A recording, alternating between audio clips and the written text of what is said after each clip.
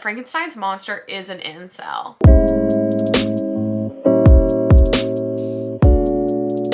Hi besties, welcome. Today I hope your day feels like you're at an elite university in the fall and one of your classmates gets murdered. I hope that doesn't actually happen to any of you, but if it does, write a memoir because I'll read it. If you can't tell by the everything about this video, this week we're going all things dark academia, and I'm so excited. First of all, if you don't know what dark academia is, let me give you a little something something to help explain it. Dark academia is basically an aesthetic or like a subculture that's centered around literature and poetry and the arts, and like kind of people are in pursuit of higher knowledge. Some signs that you might be reading a dark academia book. An Ivy League type university. It's fall. It's cold outside. Someone is murdered. People read a lot of poetry. Dark academia looks something like this.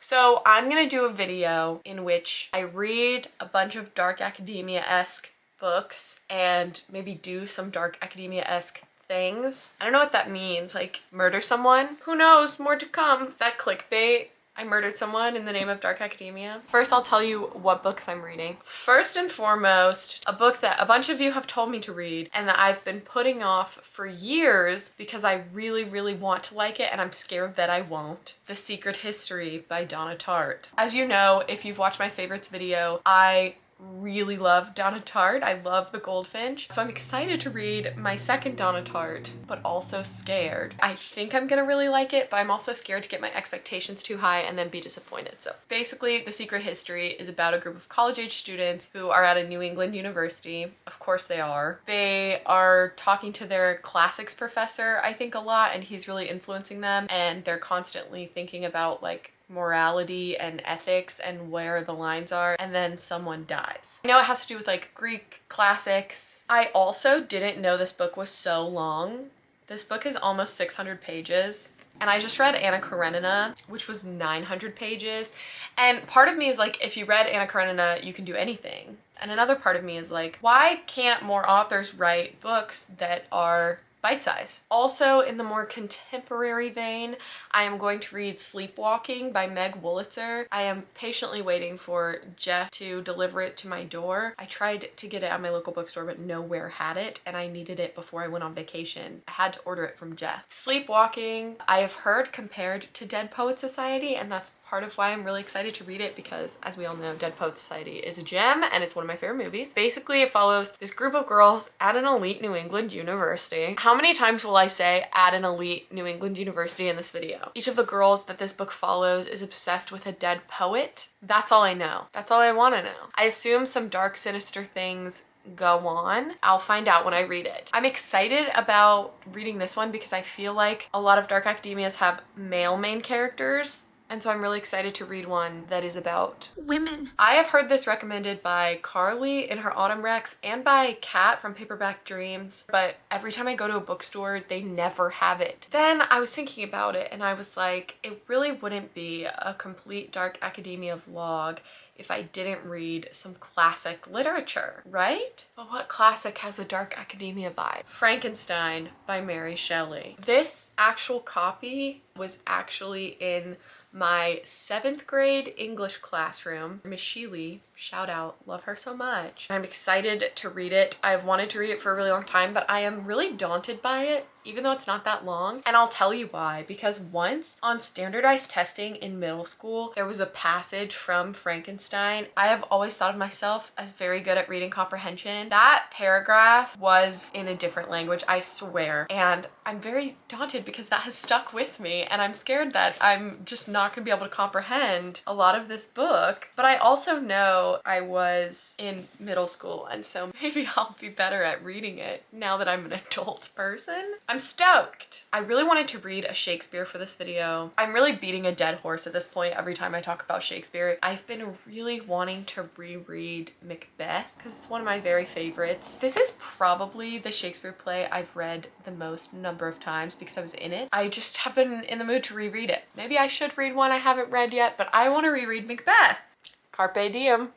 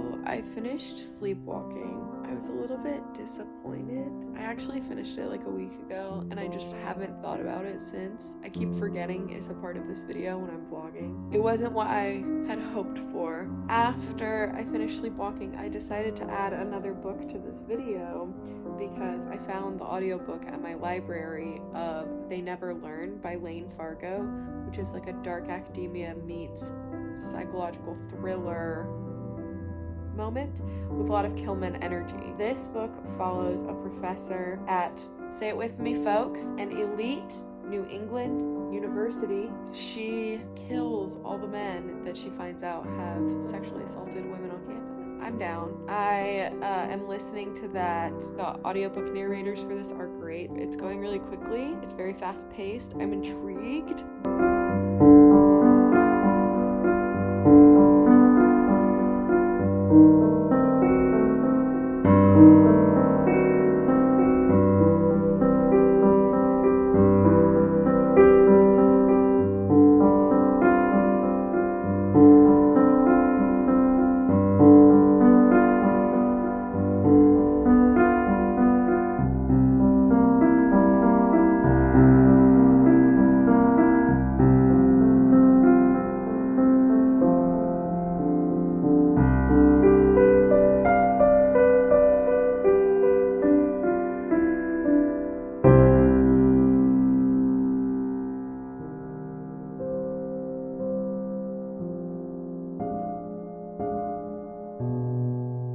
About 200 pages into The Secret History, and so far I'm really liking it. It is a little bit slow. It's still really interesting, but I'm finally getting into the like crime part, so I'm gonna read and then see if I fall asleep.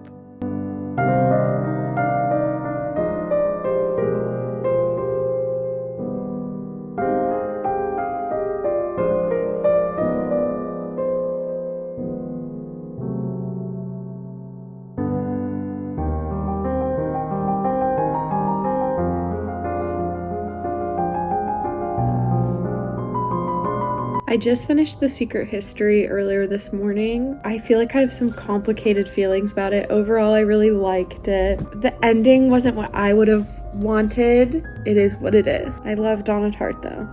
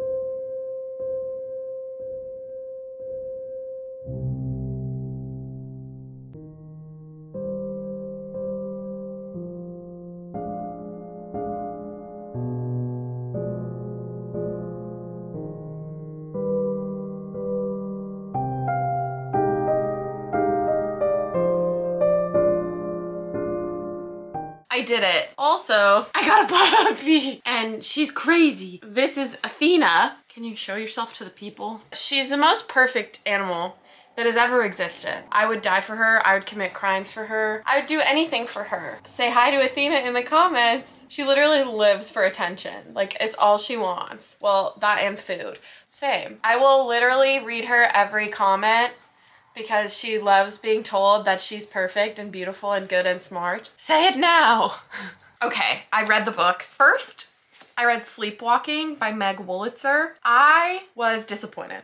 I'll just come right out and say it. I was a little bit disappointed. When I read the synopsis and like from what I heard from other people, I thought that it followed 3 girls who all were obsessed with dead poets. And like there are 3 girls in it, but it really only follows our main character, Claire, and her obsession with this fictional poet, Lucy Asher. I have to take the dog out. The chewing is so loud. Anyway, it mainly follows our main character, Claire, and kind of how this poet and her work has become intertwined with her own grief. That part I found interesting. I totally understand like a deep connection to literary work.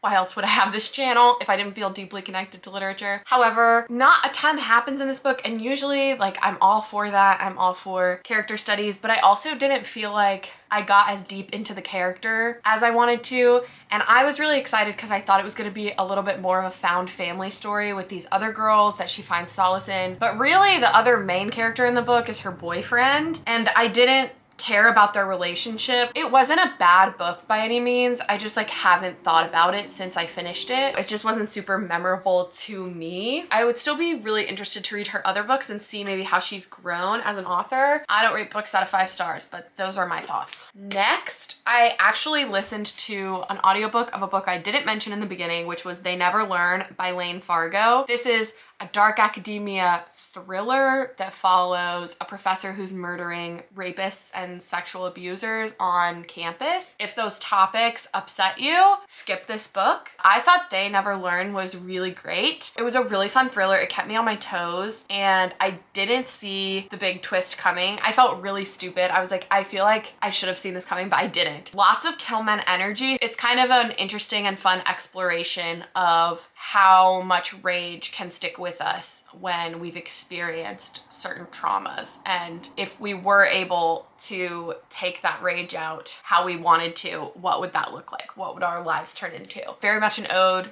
to female rage. Super compelling. I really want to read more of Lane Fargo's thrillers because it was the first one I've seen in a long time where I didn't see the twist coming and the twist wasn't cheap. It didn't feel like it undermined everything I had just read. So I really recommend it. It was really fun if you like thriller, dark academia type stuff. Then I read The Secret History by Donna Tartt, and I have really complicated feelings. As I said at the beginning, I really wanted to like it, and I think I put too much pressure on myself to like it. I did like it, but I didn't like it as much as The Goldfinch, and I was kind of hoping that I would like it as much as The Goldfinch and have like a new favorite book. I didn't fully feel that way. That being said, I think Donna Tartt is a freaking genius. I will read anything she writes. I want to read The Little Friend soon. I just feel so wrapped up in her world. Whatever it is she's writing, I just am always compelled. In The Secret History, they're just very unlikable. And a lot of times you don't get a deep explanation of why they are the way that they are. If you can explain to me why a character does bad things, I'm interested in listening to that, interested in seeing their backstory. But I didn't get enough of a lot of these characters' backstories to justify their behavior. I really liked the scenes when they were in class, when they were talking about Greek and the ancients and classics, the actual academia part of it. Very much a vibe, very atmospheric. This did give me, weirdly, some Great Gatsby vibes, and I'll explain because our main character, the narrator, Richard, is kind of the eyes through which we see everyone else's stories unfolding. There's a level of detachment that I think she wrote on purpose. They talk about it in the book, his detachment from the other characters. And that level of detachment did kind of remind me of the narrative style of The Great Gatsby. From the very first page, you know what the climax of the book is going to be. And so it's just kind of the lead up to that and then the aftermath of that. I really like that kind of narrative. As Donna Tartt is wont to do, she just writes some breathtaking sentences. So I underlined the heck out of it and I really liked it. It's just not like gonna go on my favorite shelf. Next, Frankenstein by Mary Shelley. And I have some thoughts. First of all, beautifully written. Mary Shelley, what a boss, what a queen, feminist icon.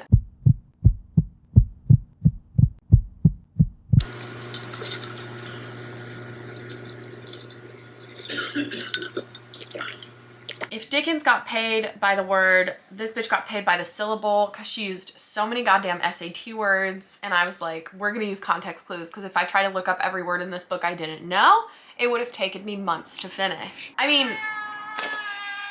that is just not gonna fly, my friend. This is my other fur creature, Socrates. You've seen him before. He is mean and old and grumpy, but he is also my angel baby. He wants to bite me. The gag is that Frankenstein's monster is an incel. For years, everyone has been like, we should feel bad for the monster. Frankenstein's the real awful guy. Did y'all read the same book I did? Because spoilers for Frankenstein, I guess, if you haven't read it. Maybe the thing of the book is like, don't judge a book by its cover, and like not all ugly things are evil. But then the monster goes on to kill and murder lots of innocent people, realizes he wants a mate, and he says to the doctor, he's like, make me a woman mate and I won't kill everyone you love. That is incel behavior. And the doctor is trying to kill him because he realizes he made a really awful mistake by creating him. Should he have made the thing in the first place? No. Is the thesis statement of the book to not play God? Don't have these vaulting ambitions that are selfish. Yes, I get that. But also, like, he made a mistake and he devoted his life to trying to fix it. Maybe I missed a chunk. There's this like whole middle section of the book where the monster is talking and explaining his sad, miserable life. And he's like, everyone thinks I'm ugly. Yes, that's sad. And yes, I would also be traumatized if every time I walked in a room, people screamed. But I still don't think I would go around murdering children. I did really like it though. I don't understand why everybody's like, yes, feel bad for this monster who murdered like 7 people because he was mad that he got put on Earth. I'm mad I got put on Earth. I didn't ask to be here, but I'm not murdering people. Maybe do some dark academia-esque things. I don't know what that means, like murder someone. Anyway, Frankenstein was good. Mary Shelley's a boss. Next. Lastly, this morning over my coffee, I sat down and I reread Macbeth. It's so good. Willie Shakes really didn't come to play with this play. There's royalty, revenge, sex, not explicitly on page, but I mean, come on, blood, murder. Like everything you could want out of a drama, a Shakespearean drama, is in this one. And I also think it's one of the easiest texts to like approach as a newbie. I feel like I'm the dark academia character drinking my coffee and reading my Shakespeare. But it very much fits the vibe. Scotland is foggy and cold. It's awesome. And there's witches. And also men are stupid in this play and in real life. Anyway, I didn't find a new favorite, but I did get to revisit an old favorite. I would say that this video was a success. Follow me on Instagram and on Goodreads. I love talking to y'all. I'm gonna start doing album reviews over there. If you want my opinions about music, go ahead and follow me on Instagram. Hey, real quick before you click off the video, I need your help with something. I need you to comment down below a book you think I would really like. A book you think could be my new favorite. This is for a secret video and you are in competition. I won't tell you how yet, but you are. The one that gets voted on the most, I will read in a video. And as always, liking, commenting, and subscribing helps me out so much. In case you haven't heard it today, I love you. Bye.